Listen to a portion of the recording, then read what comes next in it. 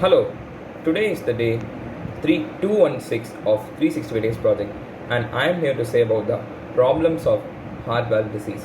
Let's continue. Okay, stenosis. Stenosis occurs if the flaps of the valve thicken, stiffen or fuse together. This prevents the heart valve from fully opening. As a result, not enough blood flows back to the valve. Some valves can have both stenosis and black flow problems. Atresia. Atresia occurs if a heart valve lacks an opening for blood to pass through. Some people are born with heart valve disease while others occur it in their later life. Congenital heart valve disease often involves pulmonary or aortic valves. They don't form properly. These valves may not have enough tissue flaps, they may be with the wrong size or shape, or they may lack an opening through which blood can actually flow properly. Outlook. Many people have an heart valve defect or disease but don't have symptoms. For some lives, the condition mostly stays the same throughout their lives and doesn't cause any problem.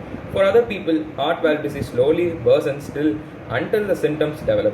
If they are not treated, advanced heart valve disease can cause heart failure, stroke, blood clots, or death due to sudden cardiac arrest. Currently, no medicines can cure heart valve disease. However, the lifestyle changes and medicines can relieve many of its symptoms and complications.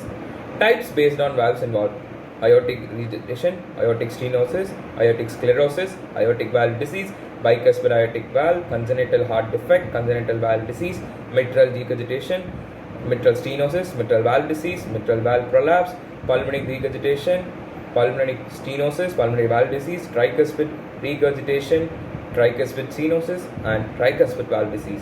These are the several types based on the valves involved. Let's see what the causes. Heart conditions and other disorders are related with age-related changes, rheumatic fever or infections, and that cause acquired heart valve disease. The cause of congenital heart valve disease isn't known. It occurs before as the heart is forming, or it can occur alone or with other types of congenital heart disease. Let's see about rheumatic fever. Untreated strep throat or other infections with strep bacteria that progress to rheumatic fever can cause a heart valve disease. When the body tries to fight the strep infection, one or more heart valves can be damaged as scared in the process. Infections. Common germs that enter the bloodstream and get carried to the heart, and sometimes rather it affects the inner surface of the heart, including the heart valves. This is very rare, but serious infection is called infective endocarditis. Thank you.